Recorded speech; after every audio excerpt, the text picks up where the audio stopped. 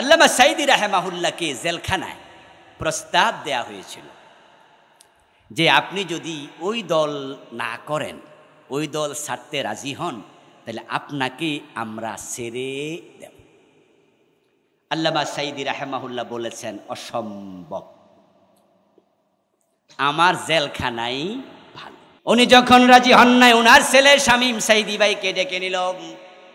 শামীম সাঈদী ভাই আমাকে বললেন, আমি ওনাকে জিজ্ঞাসা করেছিলাম, লোকমে কো শুনি, আল্লামা সাঈদীকে প্রস্তাব দেয়া হয়েছিল, কথাটা কতটুকু সত্য? তখন শামীম ভাই আমাকে বললেন যে সত্য। বাবা যখন বলেছে অসম্ভব, তখন তারা ডিবি অফিসে আমাকেও নিয়েছে, এবং ডিবি অফিসে তারা নিয়েছে কামালউদ্দিন জাফরি হাফেজাহুল্লাহকে। বলল ওনাকে আর আমাকে নিয়ে তারা বলল যে হুজুরকে বলেছি, হুজুর যেন ওই দল আর না করে, আমরা হুজুরকে ছেড়ে দেব। উনি তো রাজি হয় না, তা আপনারে ডেকে আনছি, আপনি ওনার বড় ছেলে, আপনি একটু বুঝান, আপনার বাবারে আপনি রাজি করতে পারলে আমরা ছেড়ে দেব। কথাটা কি ডিবি অফিসারদের আসলে না উপর থেকে আইছে? শামীম ভাইকে আমি বললাম, তা আপনি কি জবাব দিলেন? উনি বলে, আমি মুখের উপর বলে দিলাম, এই কথা আপনাদেরটা আপনারা আবার কোন, আমার পক্ষে বাবাকে এটা বলা সম্ভব। কিভাবে আমি বলি? আমি তো জানি আমি এমন এক লোকের সন্তান, আমার বাবা ফাঁসির মঞ্চে যেতে রাজি হয়ে যাবে, ইসলামী আন্দোলন থেকে এক চুল পরিমাণ সত্যে রাজি হবে না। জাফরি ওস্তাদ একই জবাব দিলেন যে আপনি তো উনার ব্যয় আপনি বুঝান, আমরা পারবো না, আপনারা বুঝান, আমি কইতে পারবো। আল্লামা সাঈদী রাহিমাহুল্লাহকে যারা 13 বছর জেল খাটাইলো, উনাকে দর্শক বানাইলো, খুনি বানাইলো, তারাও জানে উনি দর্শনকারী না, উনি খুনি না, উনি হত্যাকারী না। শুধু একামতে দ্বীনের পক্ষে কথাই বলা ছিল তার বড় অপরাধ।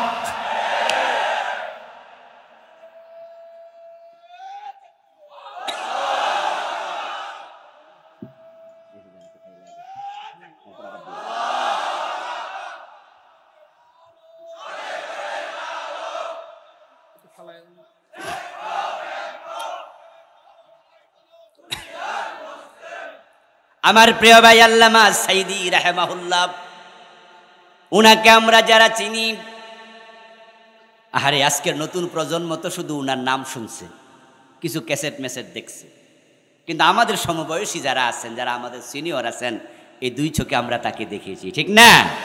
উনার মাহফিলের লোক কি এরকম হয়তো না, এর চেয়ে 10-20 গুণ বেশি, 30-50 গুণ বেশি।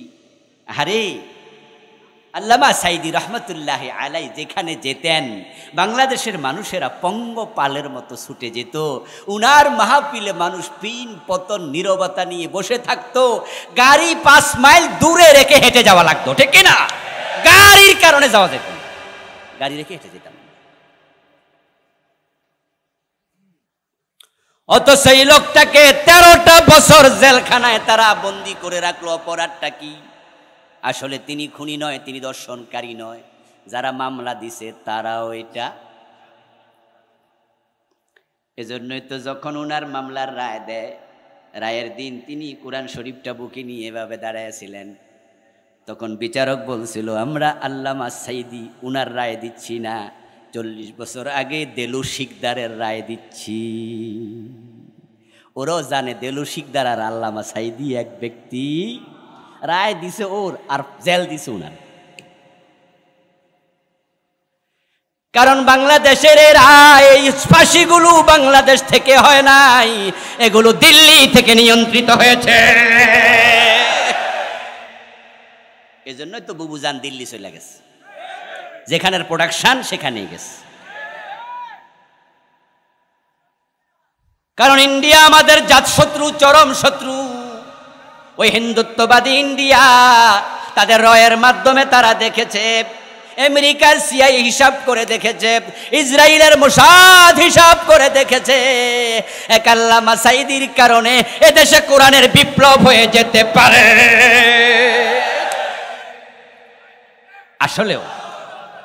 আসলেও যদি আল্লামা সাঈদী এখন জীবিত থাকতেন, এই 5ই আগস্টের বিপ্লবের দিন আল্লামা সাঈদী যদি আমাদের কাশিমপুর কারাগারে থাকতো, আমার মন বলে 5 তারিখ সূর্য ডোবার আগে এদেশের ছাত্ররা আল্লামা সাঈদীকে বের করে নিয়ে আসতো।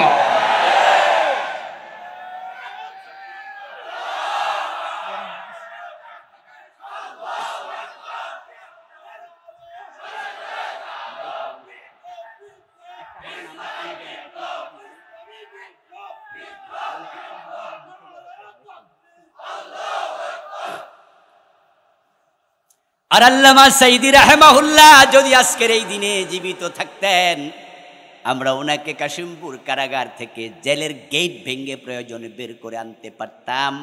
আর উনি এসে যদি ইসলামের পক্ষে একটা ডাক দিত, বাংলাদেশে 5 তারিখ ইসলামের বিপ্লব হয়ে যেত। কোটি কোটি মানুষ স্রোতের মতো যেত, কেউ ধরে রাখতে পারত না। এজন্যই তো তারা উনাকে হত্যা করেছে শেষ পর্যন্ত। আল্লামা সাঈদী রাহিমাহুল্লাহকে হিসাব করে সিআইএ র মোসাদ দেখেছে, কোরআনের পক্ষে উনার মতো বিপ্লবী কণ্ঠ বাংলাদেশে দ্বিতীয় জনার নেই। এই দেশে ওয়াজ মাহফিল আগেও ছিল, এটা পুরানো সংস্কৃতি, পুরানো ঐতিহ্য। 100 বছর আগে, 50 বছর আগে, 80 বছর আগে ওয়াজ মাহফিল ছিল। আমরাও ছাত্র জীবনে ছোট বয়সে ওয়াজ শুনতে যেতাম। হুজুররা মাহফিলের মাঝে ইউসুফ জুলাইখার কিস্সা বলতো, লাইলি মজনুর কিস্সা বলতো, শিরি ফরহাদের কিস্সা বলতো, মসনুবকে বারে একাধারে শেয়ার পড়তো। হাসাতে হাসাতে পেটে ব্যথা হয়ে করে দিত, আবার কাদাতে কাদাতে চোখের পানি দিয়ে দাড়ি ভিজাইয়া দিত। লোক হয়তো 100, 200, 300, 500 যাওয়ার সময় জিজ্ঞাসা করতো, ওয়াজ কেমন হয়েছে? দারুণ। কি কইছে? বুঝি নাই। কারণ ওয়াজের কোনো আলোচ্য বিষয় ছিল না। এদিকে একবার ওদিকে একবার কিস্সা কাহিনী, হাসি তামাশা এগুলো হতো, আর কিছু নসিহাও ছিল। কিন্তু আল্লামা সাঈদী রাহিমাহুল্লাহ হঠাৎ করে দেশের তাফসীরের জগতে ধ্রুব তারা হিসাবে আবির্ভূত হলেন। আল্লাহর কোরআন সামনে নিয়ে বিষয়ভিত্তিক আলোচনা শুরু করে দিলেন। এমন বিষয় ভিত্তিক আলোচনা বাংলাদেশে কোনো মুফাসসির দ্বিতীয় জনার। আমি উনার আলোচনার ছাত্র, সরাসরি উনার ছাত্র হতে পারি নাই, তিনি কোনো মাদ্রাসার মোদাররেসও ছিলেন না। তবে উনার সোহবত পেয়েছি জেলখানায় গিয়ে 15-20 মিনিটের মতো। জেলখানা দেখতে গিয়েছিলাম, সেখানে উনার শিষ্যত্ব গ্রহণ করেছি। আল্লামা সাঈদী রাহিমাহুল্লাহ তাফসীর শুনেই বিষয়ভিত্তিক তাফসীরের একটা ছোট্ট অভ্যাস আমিও তৈরি করেছি। একটা বিষয়ের উপরে মাহফিলে কথা বলি, দ্বিতীয় জায়গায় যাই না। কারণ একটা বিষয় যদি কনসেপ্ট দেয়া যায়, লোকজন উপকৃত হয়, ঠিক না? বোঝে যে না, আজকে এই বিষয়টা একটু বুঝলাম। আপনি আল্লামা সাঈদী রাহমাতুল্লাহি আলাইহি উনার তাফসীরের ক্যাসেট এখনো পাবেন, দেখবেন, গাড়িতে বসে বসে শুনবেন। যাদের গাড়ি আছে লাগাবেন, যাবেন কোথাও 2 ঘন্টা, অথবা বাড়িতে শুনবেন। দেখবেন যে যেদিন যা নিয়ে আলোচনা করছে এর বাহিরে আর এবং কোনো বাজে কথা নাই, অপ্রয়োজনীয় কথা নাই। এত চমৎকার সুর, এত চমৎকার বাচনভঙ্গি, এত চমৎকার শব্দচয়ন। যত কথা শক্তই বলুক, কখনো কাউকে গালি দিয়ে অশ্লীল শব্দ ব্যবহার করেন নাই। উনার কোরআনের তাফসীরের এত প্রভাব ছিল, 200-500 নয়, লাখ লাখ মানুষ আসতো। আজকের এই মাহফিল অনেকেই আমার আলোচনা 10 বছর এই কাপাসিয়া তো শোনেন নাই, কিন্তু ইউটিউবে শুনে ফেলছেন, অনেকে ঘরে বসে ভিডিওতে দেখে ফেলছেন। এখন ফেসবুক আছে, কিন্তু আল্লামা সাঈদী যখন তাম দুনিয়ায় বিখ্যাত, তখন ফেসবুক ছিল নাকি? আজকের এই দিনে যদি তিনি তাফসীরের জগতে থাকতেন, তাহলে বাংলাদেশের কোনো মাঠে উপস্থিতি জায়গা দেয়া যেত না। ওরা হিসাব করে দেখেছে, কোরআনের আকর্ষণে দুর্বার গতিতে এই দেশের লাখ লাখ মানুষ যার সামনে চলে যায়, এবং যারা উনার মাহফিলে যেত, শতকরা 90 জন ছিল ইউনিভার্সিটি কলেজের স্কুলের ছাত্র যুবক। আর যেই জাতির যুবকেরা কোরআনের পক্ষে এসে যায়, ওই দেশে কোরআনের বিপ্লব ঠেকানো যায় না। তাই যারা দিন কায়েম পছন্দ করে না, তারা এই নির্দোষ মানুষটাকে দর্শনকারী বানাইয়া জেলে ঢুকাইয়া রাখছে।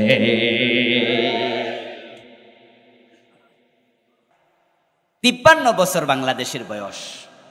বলুন তো 53 বছরে সংসদ ভবন একদিন কোরআন দিয়ে চলেছে? গণভবন চলেছে, বঙ্গভবন কোরআন দিয়ে চলেছে, মন্ত্রী পরিষদ চলেছে, সচিবালয় চলেছে কোরআন দিয়ে, অর্থনীতি চলেছে, সমাজনীতি চলেছে, শিক্ষানীতি চলেছে, রাজনীতি চলেছে, স্বরাষ্ট্রনীতি চলেছে, পররাষ্ট্রনীতি চলেছে।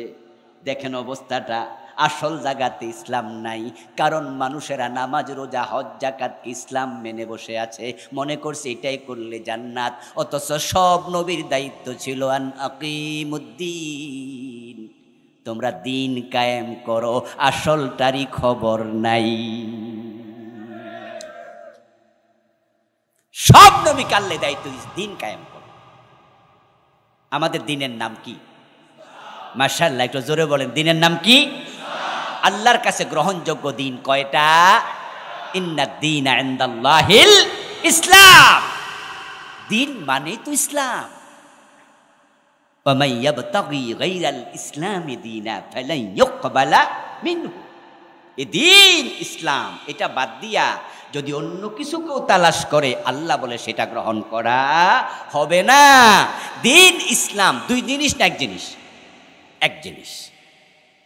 তো আনাকিমুদ্দিন, এখন দিন জায়গায় ইসলাম লাগাইয়া দেন, দিন শব্দের জায়গায় ইসলামকে রিপ্লেস করেন, তাহলে এবারটা হবে আন আকিমুল ইসলাম। আমি নবী মুসা, ঈসা, নূহ, সালেহ, হুদ, শুআয়ব, মুহাম্মদ সবাইকে দুনিয়ায় পাঠিয়েছি আমার জমিনে আমার ইসলাম কায়েমের জন্য। যে ইসলাম কায়েমের জন্য আল্লাহ সব নবীকে দায়িত্ব দিয়ে বললেন তোমাদেরকে দিয়েছি, সেই ইসলাম কি বাংলাদেশে কায়েম আছে? আরে যারা চুপ করে আছেন তারাও একটু বলিয়েন, ইসলাম কি কায়েম আছে? 92% মুসলমান আছে কিনা? তো 92% মুসলমান থাকলে ইসলাম কেন কায়েম নাই? এতে বোঝা যায় আসল কাজে আমরা ফাঁকি দিয়েছি। ইসলাম কায়েম না থাকার কারণে ইসলাম মানা কঠিন। আল্লাহ তাআলা এবার কি বলছেন দেখুন, দিন কায়েম করো, তারপরে এবার বলছে ওয়ালা তাতাফাররাকু ফি, এবং ইসলাম কায়েমের ব্যাপারে কোনো মতবিরোধ করিও না। কত শক্ত কথা!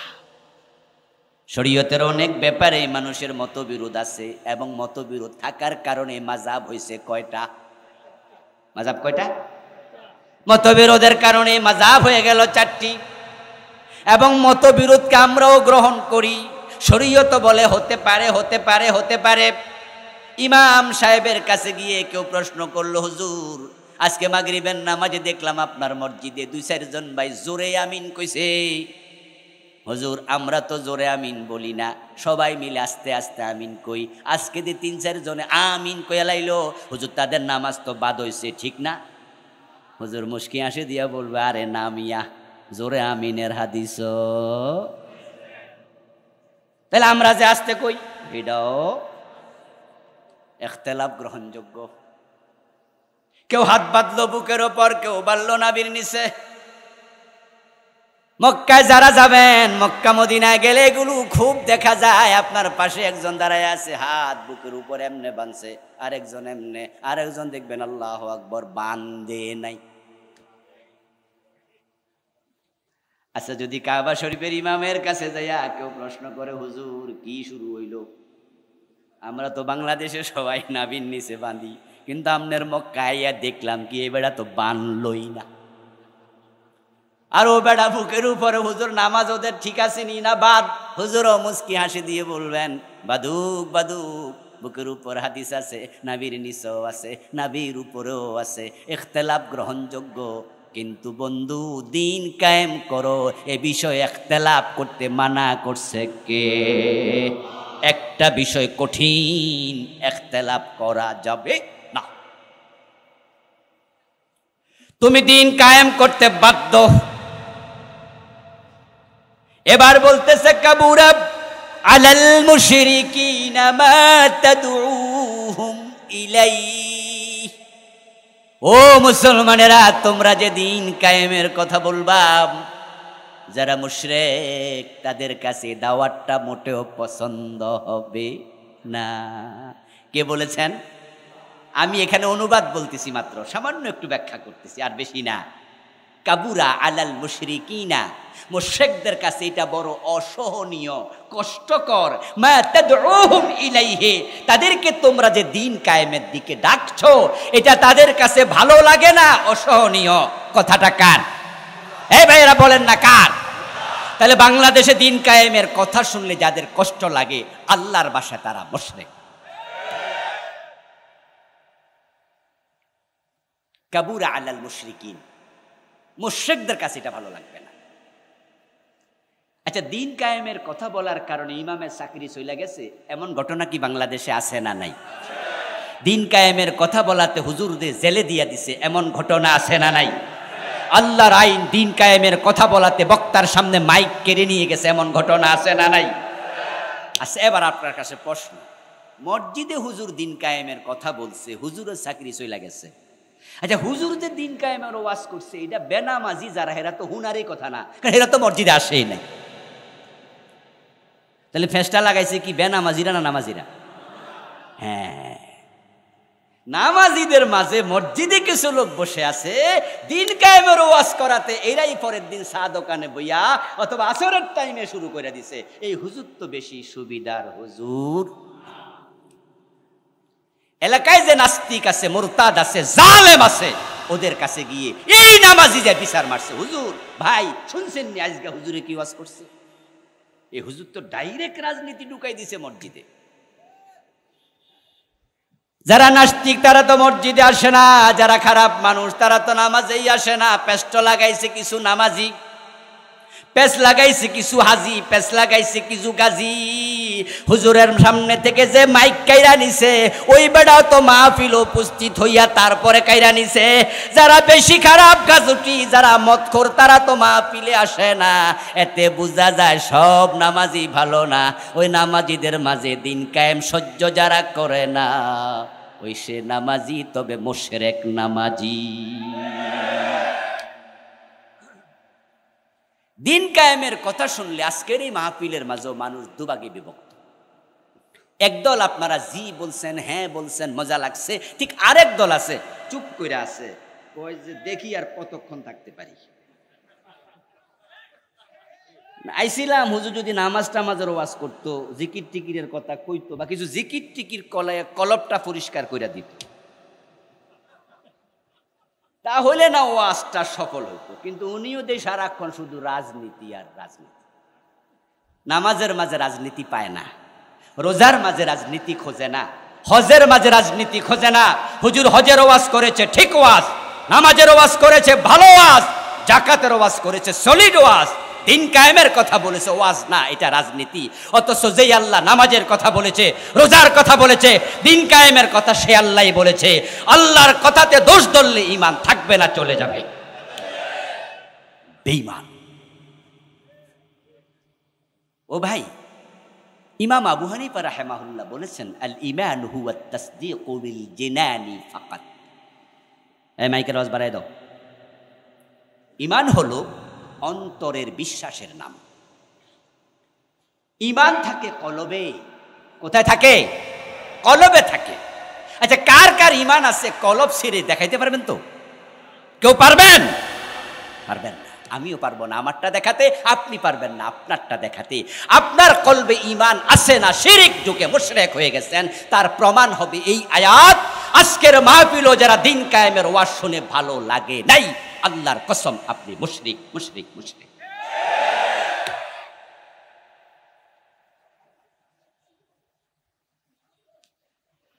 কাবুরা আলাল মুশরিকিনা মা তাদউহুম ইলাইহি। আমার আল্লাহ কয়, যাদের কলবে শিরিক আছে, যারা মুশরিক, তোমরা যে দিন কায়েমের ওয়াজ করো, এটা তাদের কাছে মজা লাগে না। এবার বলতে হবে আওয়াজ দিয়ে, গত 15 বছরে দিন কায়েমের পক্ষের লোকদেরকে যারা জেল খাটাইছে, তাদের খবর কি? খবর এবার বুঝে নেন। আল্লাহ তাআলা এরপরে আবার বলতেছেন, আল্লাহু ইয়াজতাবি ইলাইহি মান ইয়াশা। এবার আপনারা যারা দিন কায়েমের পক্ষে আছেন তাদের ব্যাপারে আল্লাহ বলছেন, তোমরা যে দিন কায়েমের পক্ষে, এটা তোমরা নিজেরা পক্ষে আসো নাই, বরং এটা ছিল আল্লাহর পক্ষ থেকে তোমাকে মনোনীত করা।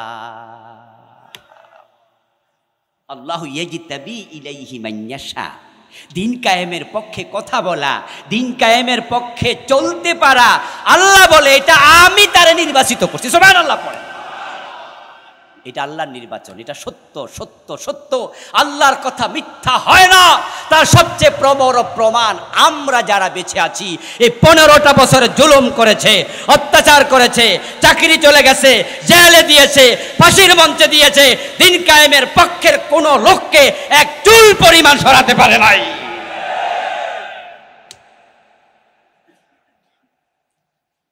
দিন কায়েমের পক্ষে কথা বলার কারণে আপনাদের এই কাপাসিয়াতে আমিও তো 8-10 বছর আসতে পারি না।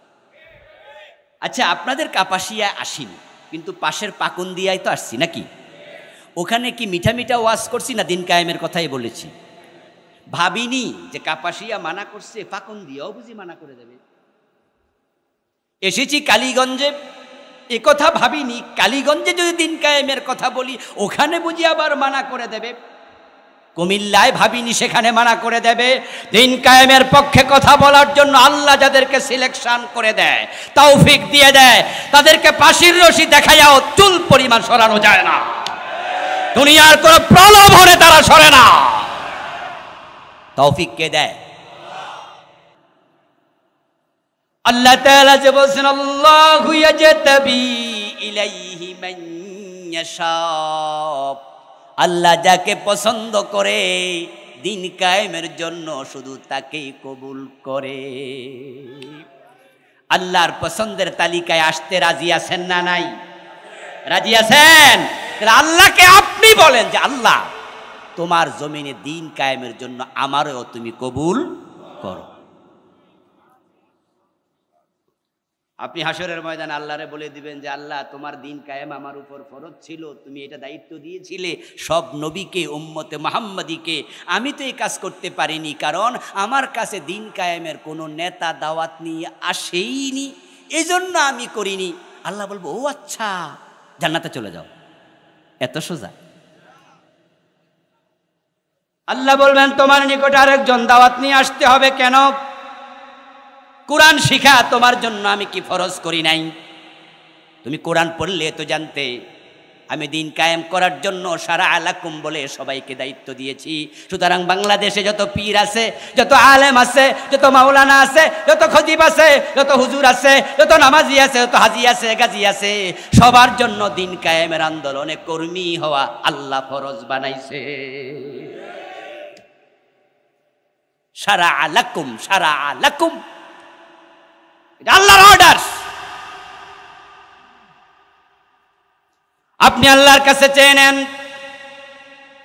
কতদিন রাব্বির হামহুমা কামা রব্বায়ানি সগীরা বলে মা বাবার জন্য রহমত চাইছেন, রব্বিগফিরলি বলে নিজের জন্য ক্ষমা প্রার্থনা করেছেন, রব্বানা হাবলানা মিন আজওয়াজিনা ওয়া যুররিয়াতিনা কুররাতা আয়ুন বলে আল্লাহর কাছে উত্তম ছেলে উত্তম স্ত্রী চেয়েছেন, সম্পদ চেয়েছেন, রব্বানা আতিনা ফিদ দুনিয়া হাসানা ওয়া ফিল আখিরাতি হাসানা বলে আল্লাহর কাছে দুনিয়া আখিরাতে কল্যাণ চেয়েছেন। যেদিন কায়েম করা ফরজ, আল্লাহ যাদেরকে পছন্দ করে তাদেরকে কাজ করায়। আল্লাহর পছন্দনী হইয়া দিন কায়েমের জন্য কর্মী হওয়ার জন্য দোয়া আল্লাহর কাছে কয়দিন করেছেন?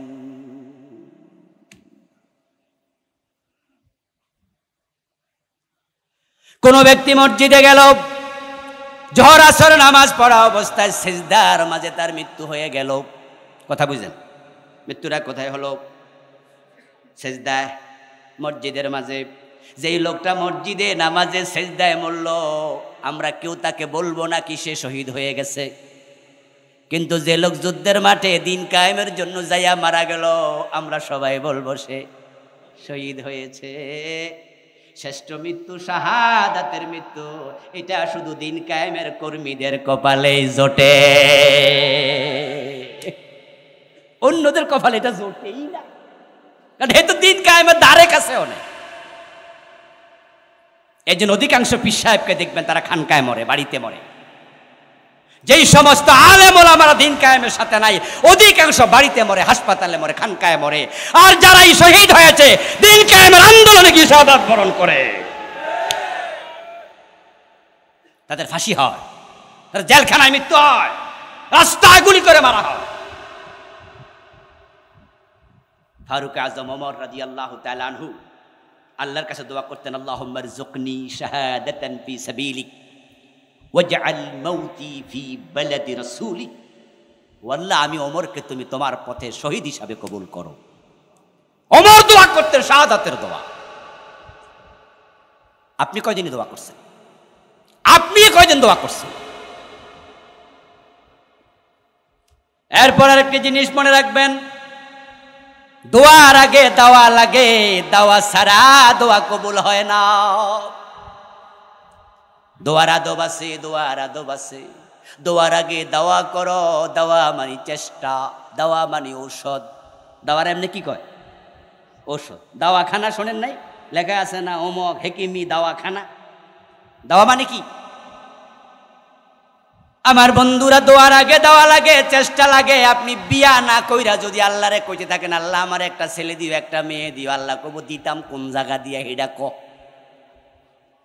ঠিক নেই ভাই, ফেস লাগে যাবো না? আরে আপনি আগে বিয়া করেন না, কইরা বললো গে এবার থাকেন, এবার আপনি এবার বলেন আল্লাহ আমার একটা নেক্সট সন্তান। আল্লাহ কই এখন ঠিকঠাক দোয়া হয়েছে, আগে দেওয়া পরে। ক্ষেতের মাঝে ফসল না লাগাই আপনি বলেন আল্লাহ ফসলে বরকত দাও, আল্লাহ কয় ফসলে তো নাই বরকত, কি ডাকো। আপনি যে বললেন আল্লাহ আমারে শহীদ করো, আজকে ওমরের দোয়া শুই না, আপনিও দোয়া শুরু করলেন আল্লাহ আমারে শহীদ করো। আল্লাহ কইব তুই তো একামতে দিনের কামে করস না, তোরে শহীদটা দিতাম কেমনে? এই জন্য শাহাদাত যদি চান, দিন কায়েমের আন্দোলনের কর্মী হওয়া দরকার আছে না নাই?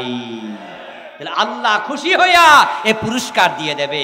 আল্লাহর কাছে আমরা দোয়া করি, আল্লাহ তুমি আমাদেরকে শহীদ হিসাবে কবুল করো। আল্লাহর শ্রেষ্ঠ হাদিয়া শাহাদাত, শাহাদাত, শাহাদাত। শাহাদাতের সে শ্রেষ্ঠ কোন হাদিয়ার ইমানের পরে নাই। শহীদদের সম্মান দেখে কিয়ামতের দিন নবীরা পর্যন্ত গিপ্তা করবে, ঈর্ষা করবে যে নবীরা শাহাদাত পায়নি।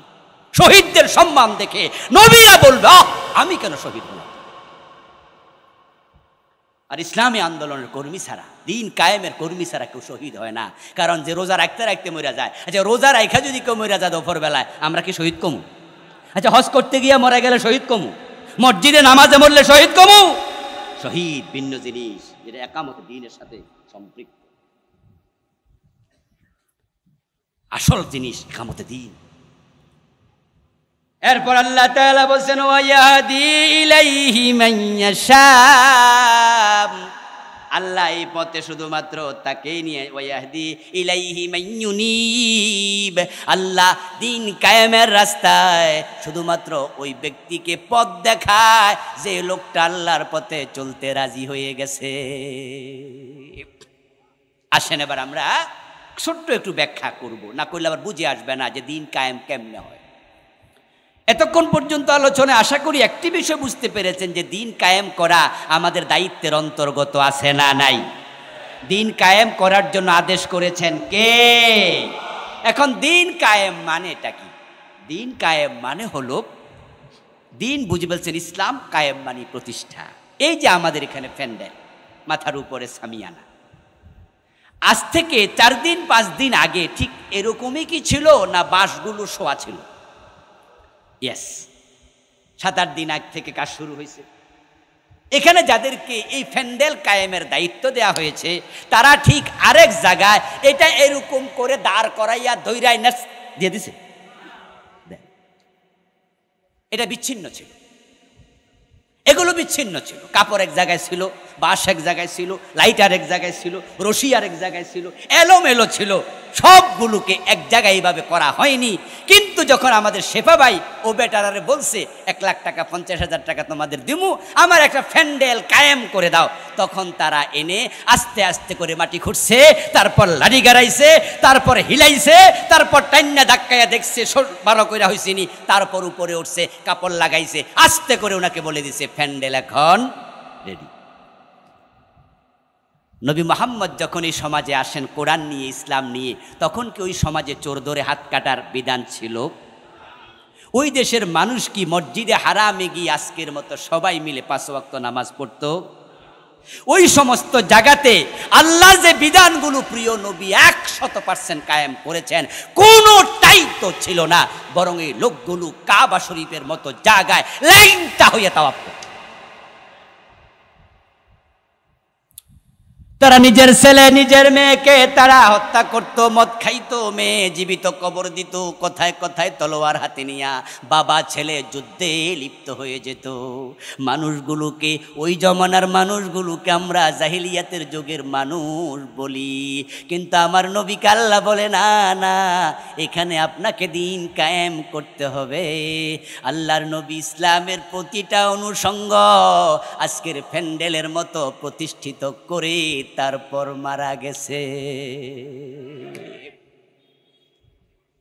ঠিক আজকের বাংলাদেশে আমাদেরই দায়িত্ব। 53 বছর বাংলাদেশ চলছে, রাষ্ট্রীয়ভাবে জাকাত আদায়ের কোনো পদক্ষেপ নেওয়া হয়নি।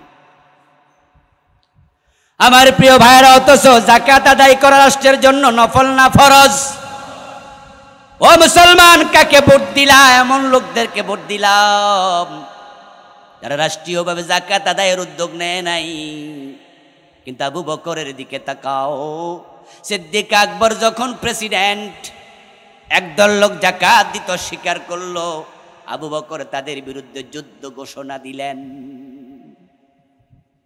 হযরত ওমর গিয়ে বলেছিলেন, আবু বকর আপনি কাদের বিরুদ্ধে যুদ্ধ করবেন? ওরা তো সবাই নামাজি, তারা তো কালেমা পড়ে।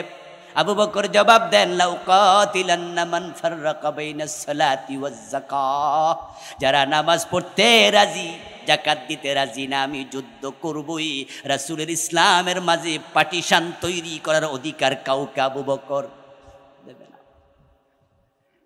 হযরত ওমর কে আবু বকর আরেক কদমে গিয়ে বলেন, লাউ মানাউনি কালান কানু ইউদ্দুনাহু ইলা রাসূলিল্লাহি লাকাতালতুহুম আলা মানইহি, তারা যদি আমার যুদ্ধের কথা শুনে জাকাত দিতে রাজি হয়ে যায়, কিন্তু শর্ত দিয়ে দেয়, আমরা ওটের জাকাত ওট দেব, কিন্তু রশি দেব না। অথচ তারা রাসূলুল্লাহর জামানায় ওটও দিত, ওই ওট বেঁধে আনার জন্য মদিনা পর্যন্ত তারা রশিও দিত। আবু বকর যদি দেখে তারা রশি দেবে না, আবু বকর রশির জন্য জেহাদ করবে। আমার রাসূলের ইসলামের সাথে সামান্য হেরফের আবু বকর সহ্য করবে না। আবু বকর সিদ্দিক ওটের রশির জন্য জেহাদের ঘোষণা দেয়। 53 বছর জাকাতের সিস্টেমই নাই, আর আলেমরা নাকে তেল দিয়ে ঘুমাচ্ছে। আমি বুঝি না আলেমদের ঘুম আসে কেমনে। জাহেলরা হয়তো জানে না, আলেমরা তো জানে যে আলেমরা একামতে জাকাতের জন্য, একামতে সালাতের জন্য, একামতে কাতউল ইয়াদের জন্য, একামতে হদ্দে জিনার জন্য আল্লাহর পথে লড়াই সংগ্রাম করছে না। সবগুলো আলেম আখিরাতে আল্লাহর আদালতের আসামির কাঠগড়ায় দাঁড়াবে, সবগুলো দাঁড়াবে। কারণ এই দেশে দিন কায়েম না হওয়ার জন্য আলেমরাই সবচেয়ে বেশি দায়ী।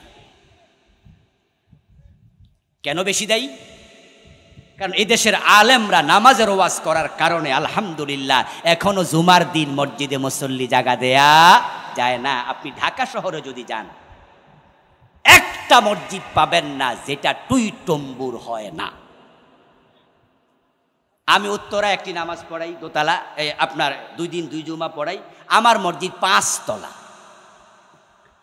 5 তলা মসজিদ ভরে যায় তো 12:30 পৌনে 1টার ভিতরে শেষ 5 তলা ফিলাপ। তারপর রাস্তায় হাফ মাইল বা 1 মাইল পর্যন্ত লম্বা লোক। নিউ টাউনে পড়ায় দুই জুমা, ওখানে বিশাল পরিসর আপনাদের এই যে জায়গাটা আছে এইটার সমান, আরো বেশি বড় মসজিদ, সব ভরে, রাস্তা টাস্তা ভরে যায়। কারণ কি? এখনো নামাজের ওয়াজ আছে, এই জন্য এর প্রভাব সমাজে আছে। জুমার দিন মসজিদে যাবে না, ঘরে শুয়ে থাকবে, তাহলে মাও গাইল যাইব, বউ গাইল যাইব, ওই ছোট্ট ফোলা আছে হেতো গুতা মায়ের আব্বা হইয়া রয়েছে কেন। হুজুরদের আলোচনার কারণে এখনো সমাজে তার প্রভাব আছে। রমাদানের রোজা আলহামদুলিল্লাহ যারা রাখে না তারাও যদি নাস্তা করে দোকানের পর্দা টানাইয়া করা লাগে, ঠিক কিনা? এই জন্য রোজায় দেখবেন যে দোকানের মধ্যে পর্দা হয়েছে, বেডি পর্দা করুক আর না করুক, দোকানরে পর্দা করে। দোকানদারের বউ পর্দা করে না, কিন্তু নিজের দোকান ও পর্দা করতেছে। হুজুরদের রোজার পক্ষের ওয়াজের প্রভাব সমাজে দেখা যাচ্ছে। হজের ওয়াজ থাকার কারণে আমাদের দেশের রাশেদ খান মেনন, হাসানুল হক ইনুর মতো বামপন্থীরাও এখনো হজে যায় নাই। হজের ওয়াজ করার কারণে সিনেমার নায়িকা শাবানা পর্যন্ত হজ করেছে। হজের ওয়াজের প্রভাব এখনো থাকার কারণেই তো এই বাম রামেরা পর্যন্ত হজে যায়। দিন কায়েমের ওয়াজ সমাজে কমে গেছে, আলেমরা এই ওয়াজ অনেকে ছেড়ে দিয়েছে, যার কারণে দিন কায়েম হচ্ছে না। আলেমরা যদি আগামী সপ্তাহ থেকে সবাই মিলে দিন কায়েমের কাজ শুরু করে দেয়, আমি মনে করি আগামী নির্বাচনে দেশে ইসলামের বিপ্লব হয়ে যাবে।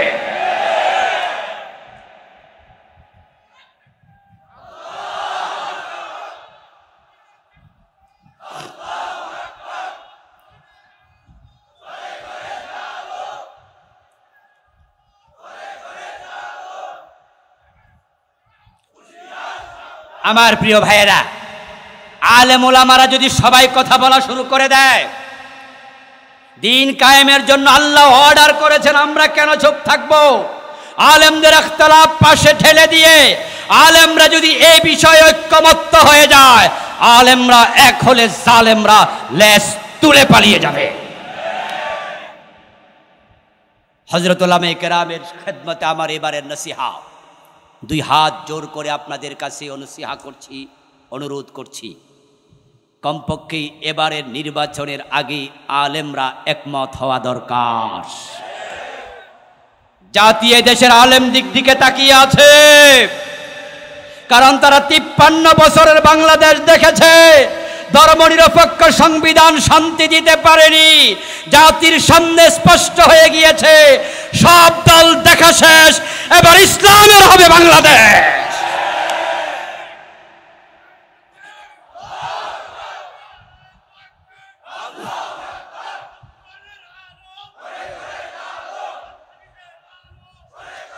আমার প্রিয় ভাইয়েরা, আলেমরা যদি একমত হয়ে যায়, সাধারণ পাবলিক আলেমদের পিছু নেবে, তাদের সাথেই দৌড়াবে, কারণ তারা দেখেছে এই ধর্মনিরপেক্ষ সংবিধান বাংলাদেশে শান্তি দিতে পারে নাই।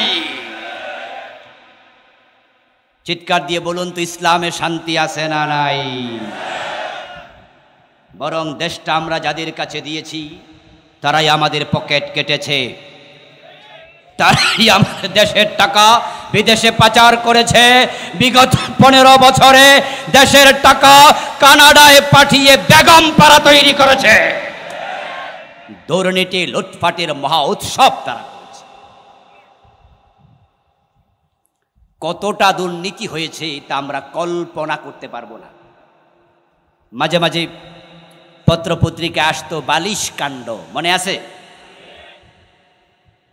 অফিসে বালিশ কিনেছে, এক বালিশের দাম নাকি পড়েছে 40,000 টাকা মাত্র। সাংবাদিকরা নিউজ করার পরে পোলাপান কমেন্ট করতো ফেসবুকে দিলে যে ওই বালিশে এক রাত একটু যদি ঘুমাইতে পারতাম, যে কেমন বালিশ, 40,000 টাকা দাম। লোপাট কাকে বলে, লুটপাট কাকে বলে? তারা লুটপাট শুধু অফিসে করেনি, শুধু ব্যাংকে খালি করে দেয়নি, তারা যে মডেল মসজিদগুলো করেছে, এই মডেল মসজিদগুলোতে পর্যন্ত দুর্নীতি লুটপাট করেছে।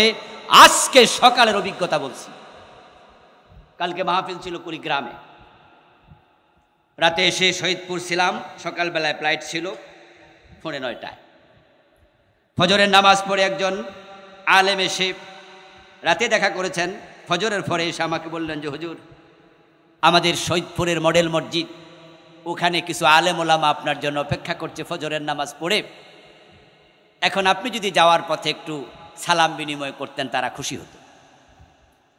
তা আমি বললাম ঠিক আছে।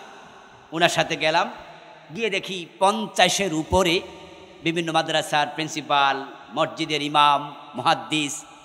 গত রাতে আমি যখন গেছি তারা আগেই পরিকল্পনা করছে আমাকে দেখে, এটা আমার জানাই ছিল না। আমি অনেক আলেম পেয়ে খুশি হলাম। তাদের একজন বললেন যে চেয়ারগুলোতে আপনারা আজকে বসে আছেন, টেওনো সাহেব আমাকে বলল যে চেয়ারে আলেম ওলামারা বসবে না, বসা উচিত নয়, কিন্তু আজকে আমরা প্রোগ্রামের স্বার্থে বসতে হয়েছে।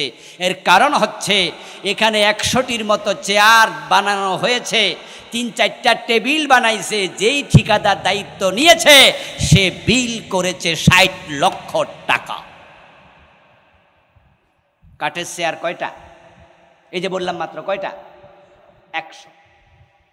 100 চেয়ার আর 3-4টা কাঠের টেবিল, 60 লাখ টাকা বিল। টেওনো সাহেব বললেন যে আমি বলেছি এই বিল আমি পাস করাবো না, আপনার টেন্ডার বাতিল করা হবে। আপনি কি দিয়ে চেয়ার বানাইছেন যে এক একটার দাম পড়ে গেল 80,000 90,000? তোলা দিলে তো হাত দিয়ে বোঝা যায় কয় কেজি কাঠ লাগছে। আমি আশ্চর্য হলাম এবং আমার খুব কষ্ট লাগলো। নিশ্চয়ই কন্ট্রাক্টর হিন্দুর বাচ্চা নয়, ইহুদি খ্রিস্টানের বাচ্চা নয়, সে জানে এটা মসজিদের অফিসের চেয়ার, কিন্তু তার দুর্নীতি করতে করতে অন্তর এতটা কালো হয়ে গিয়েছে, আল্লাহর ঘরে করতে তার সামান্য দ্বিধা হয় নাই। ওরা অমানুষে রূপান্তরিত হয়ে গেছে। দিন যখন কায়েম হয়ে যাবে, আপনারা শান্তির ফলগুধারা সমাজে প্রবাহিত হতে দেখবেন। যেই যুগের নামে ইয়ামে জাহিলিয়া ছিল, দিন কায়েম হওয়ার পরে আমরা দেখেছি সেখানে শান্তির ফুলগু দ্বারা প্রবাহিত হয়েছে। হযরত ওমর যখন প্রেসিডেন্ট, অদ্য দুনিয়ার সম্রাট ওমর গাছতলা একা একা ঘুমাতেন, বডিগার্ডের প্রয়োজন আর ছিলই না। ওমর গাছতলা একা একা ঘুমাতো, এই কথাটা কি আমি আজকে প্রথম বললাম না আগেও শুনছেন? আচ্ছা, আমাদের দেশে যারা মন্ত্রী আছে, এমপি আছে, বাংলাদেশ তো 56,000 বর্গ মাইলের একটি দেশ মাত্র, বিশ্ব মানচিত্রে বাংলাদেশ তো খুঁজে পাওয়া যায় না। এজন্য বিশ্ব মানচিত্রে বাংলাদেশ খুললে আগে ইন্ডিয়া যাওয়া লাগে। ইন্ডিয়া গেলে আমরা বুঝি আবার বাংলাদেশ পাওয়ার সম্ভাবনা আছে। এই ছোট্ট একটি বাংলাদেশ, এর প্রধানমন্ত্রী যখন কোথাও যেত, বাবা রে বাবা, পুলিশের গাড়ি, সেনাবাহিনীর গাড়ি, বিজিবির গাড়ি, র্যাবের গাড়ি, শুধু র্যাব না, লগে কুত্তা সহ। কি ভুল বলেছি? ভুল বলেছি? ডগ স্কোয়াড পাঠিয়ে দিত। আরে বাবা রে বাবা, 5 দিন 7 দিন আগ থেকে কত গোয়েন্দাদের আনাগোনা।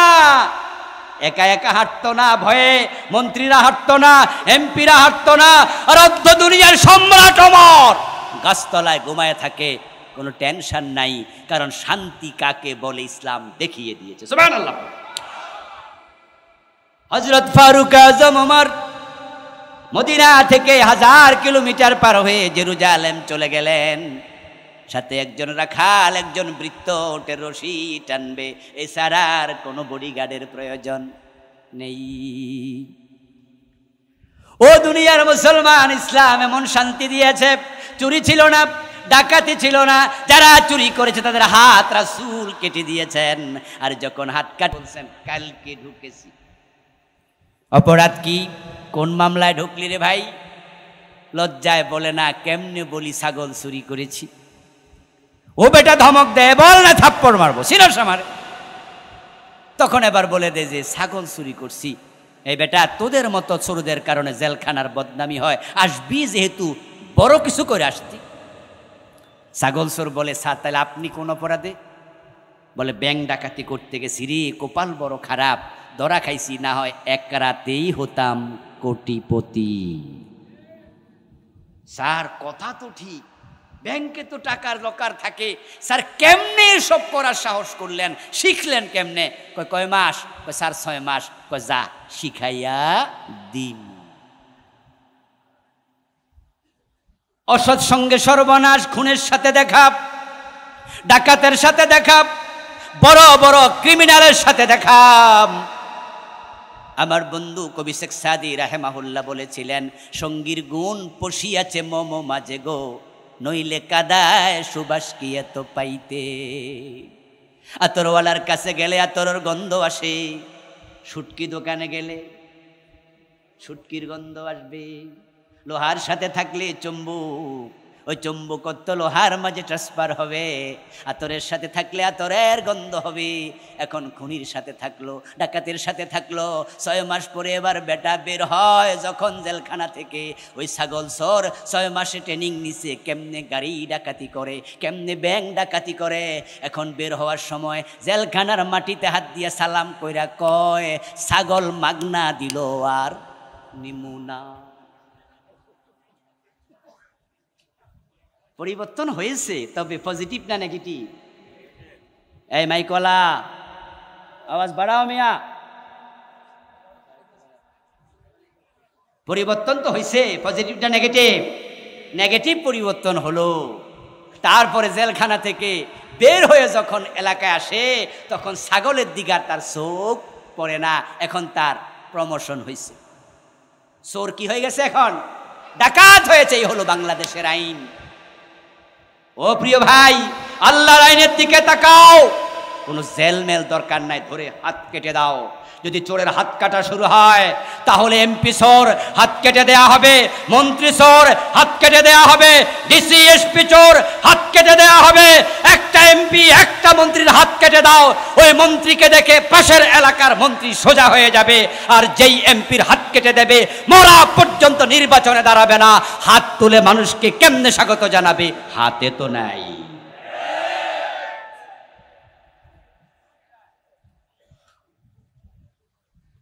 আর আমাদের দেশের যেই বড় বড় সুরগুলো দেশটাকে ফতুর করে দিল। আরে বাংলাদেশ, এত অনিয়ম, এত দুর্নীতি, এত করাপশন পৃথিবীর খুব কম দেশেই। আমরা এই ক্ষেত্রে সিরিয়াল 1 নম্বরের দিকে গেছি, সামনের দিকে না গাইলেও পিছনের দিকে 1 নম্বর। বঙ্গবন্ধু খুব স্বপ্ন দেখেই দেশটা স্বাধীন করেছিলেন।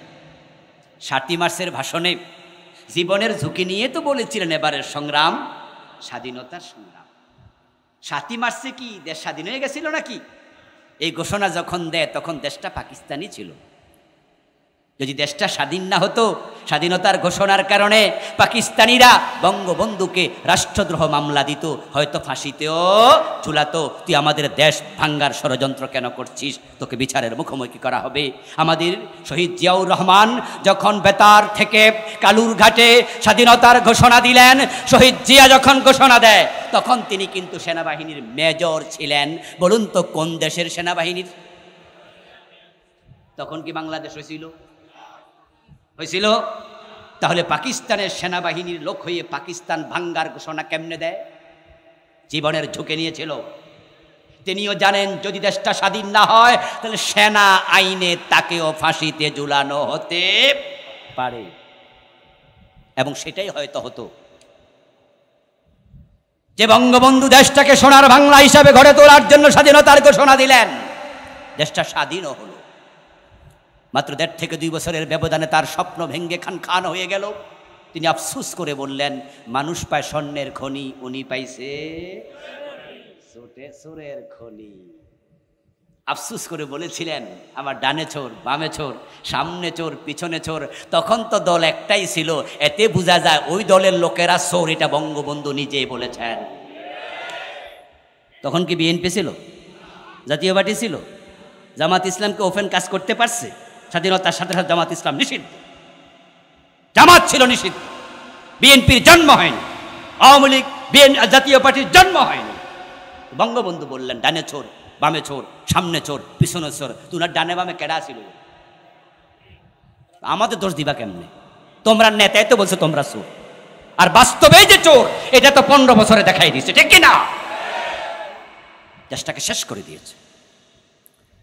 বঙ্গবন্ধু তার মন্ত্রীকে ডেকে বললেন, এই মন্ত্রী, 7.5 কোটি কম্বল এসেছে, আমারটা কই? মন্ত্রী জবাব দিলেন, স্যার আপনারটা দূরের কথা, আমারটাও নেই। এবার আপনাদের পালা, আপনারা একটু আওয়াজ দেন, সে চোরগুলো কি চোর আছে না ডাকাত হয়ে গেছে? এখন যারা দেশের টাকা চুরি করেছে তাদের হাত কাটা দরকার আছে না নাই? হাত কাটার জন্য হাত কাটার আইন দরকার আছে না নাই?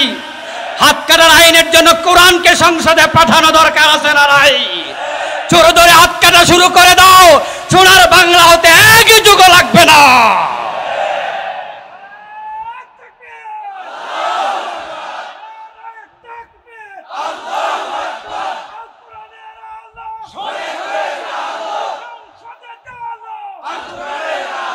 চোর ধরে হাত কাটা শখের ব্যাপার না ফরজ আইন? হাত কাটার আদেশ করেছেন কে? প্রিয় নবীজি সাল্লাল্লাহু আলাইহি সাল্লাম বলছেন, আমার মেয়ে ফাতেমা চুরি করলে তার হাতও কেটে দেয়া হবে। এটা এমন এক অনিবার্য অমোঘ বিধান। আপনার নবী বলছে আমার মেয়ে ফাতেমার হাত কেটে দেব চুরি করলে, আর আপনার দেশে 53 বছরে একটা চোরের হাত কাটা হলো না। আপনি আলেম নামাজি হয়ে আপনি ঘুমান কেমনে? ঘুমান কেন? ঘুমান কেন? কাতিলুহুম হাত্তা লা তাকুনা ফিতনাহ ওয়া ইয়াকুনা আদ-দীনু কুল্লুহু লিল্লাহ। আমার আল্লাহ বলে কি আর আপনি করছেন কি? দিন কায়েমের ব্যাপারে আমরা যেভাবে দায়িত্বহীন কণ্ঠে আলোচনা করছি, ওয়াজ করছি, জন্মের পর থেকে যখন বুঝ হয়েছে তখন থেকে শুনছি, তখন থেকে বলছি, এভাবে যদি আলেমরা বলা শুরু করে বিপ্লব এবারই হয়ে যাবে। সুযোগ এসেছে, সুযোগ আল্লাহ করে দিয়েছে, আল্লাহর দেয়া সুযোগ কাজে লাগানো দরকার আছে না নাই? এবারের বিপ্লব করেছেন স্বয়ং আল্লাহ। আগস্ট বিপ্লব কোনো মানুষ করেনি। বৈষম্য বিরোধী ছাত্র আন্দোলনের তারা শেখ হাসিনা এই সরকার দেশ থেকে পালিয়ে যাক এটা একবারও বলেনি। তারা শুরুতে বলেছে কোঠা বিরোধী আন্দোলন, সংস্কারের আন্দোলন, বৈষম্য বিরোধী আন্দোলন। তারপরে মারামারি যখন শুরু হলো তারা বলল 9 দফার আন্দোলন।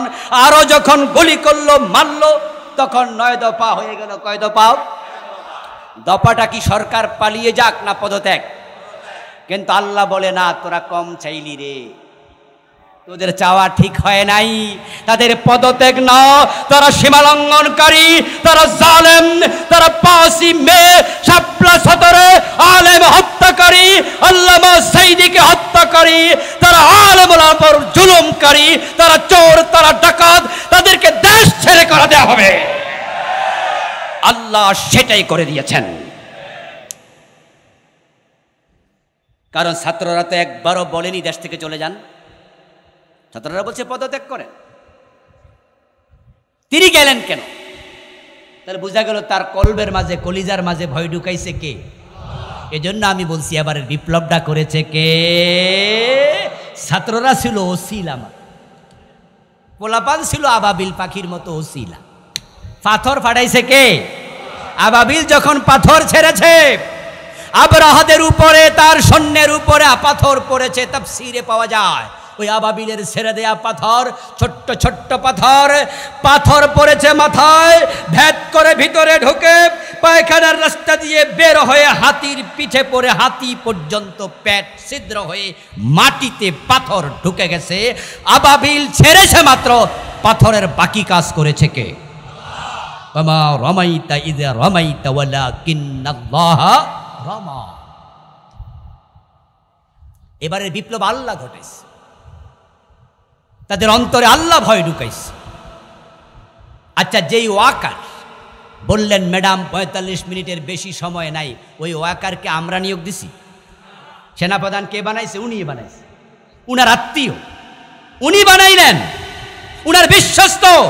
সে বলতেছে চলে যান, 45 মিনিটের বেশি সময় দেয়া যাবে না।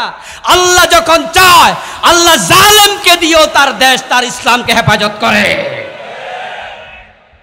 ইন্নাল্লাহা লা ইউআজ্জিদু দীনাহু বিররাজুলিল ফাজির, রাসূল এটা বলে গেছেন। কখনো কখনো আল্লাহ পাপাচারীকে দিয়েও তার ইসলামকে সহযোগিতা করে।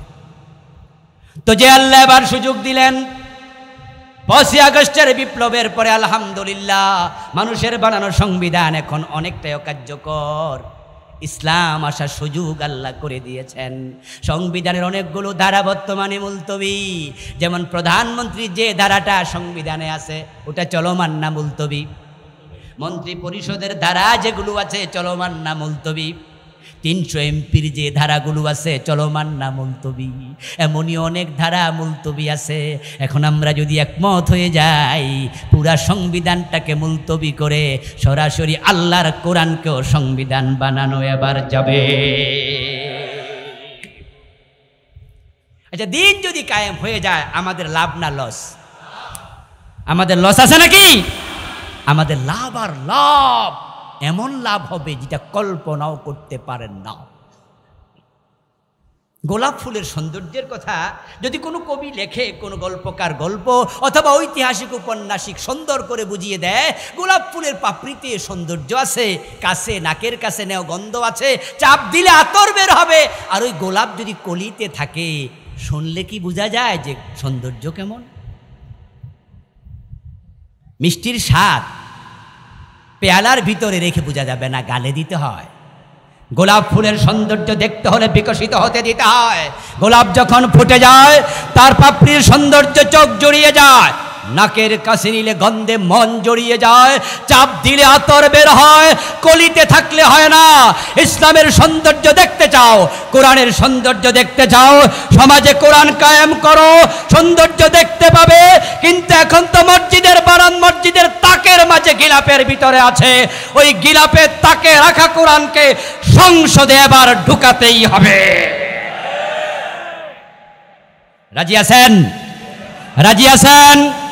এবার দিন কায়েমের জন্য ঐক্যবদ্ধ হয়ে কাজ করতে রাজি আছেন? সব একতলাপ ভুলে যান, একতলাপ পাশে রেখে দেন। আমরা আমিন কেউ জোরে বলি, কেউ আস্তে বলি, কেউ বুকের নিচে হাত বাঁধি, কেউ উপরে বাঁধি, কিন্তু দলিল কোরআন হাদিসেই খুঁজি। প্রশ্ন করি, ভাই আপনি আমিন জোরে বলেন কেন? বলে হাদিসে আছে। আপনি আস্তে বলেন কেন? বলে এটাও হাদিসে আছে। তাহলে দলিল খুঁজি কোথায়? কোরআন হাদিসে। কোরআন নিয়ে কোনো একতলাপ আছে? হাদিস নিয়ে কোনো একতলাপ আছে? তো যেটা নিয়ে একতলাপ নাই সেটার কথাই তো এতক্ষণ বলছি। সব আলেম একতলাপ ভুলে গিয়ে এক হয়ে যাও। আল্লাহ তুমি এক হওয়ার তৌফিক দাও, বলেন আমিন। হাযা মা ইনদি ওয়াল ইলমু ইনদাল্লাহ আলাইহি তাওয়াক্কালতু ওয়া ইলাইহি উনীব। প্রিয় ভাইয়েরা, প্লিজ উঠবেন না, আমরা একসাথে যেতে চাই। আমার লেখা কিছু বই আছে, স্টলে আছে, আমার গাড়িটাতেও আছে, 7টি বই আমি লিখেছি আলহামদুলিল্লাহ।